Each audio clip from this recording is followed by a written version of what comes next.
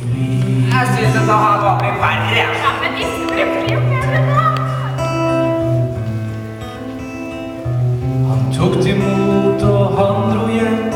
Der ble han møtt av alle som savnet ham og hadde vært bekymret.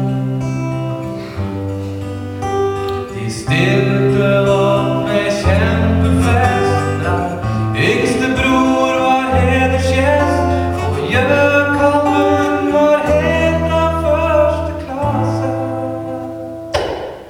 Det enklere å tilgi enn å hate for resten av ditt liv. Nei, vet du hva, jeg synes det ble kjempebra. Helt fantastisk.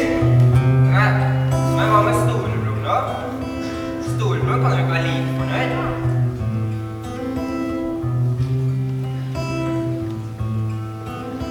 Men storebror ble kjempesint, var like før han fløy i flint, for han var tro mot far hele tida.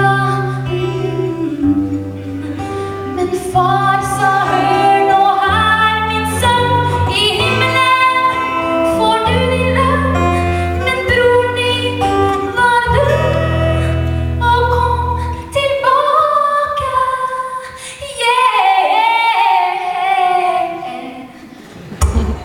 Det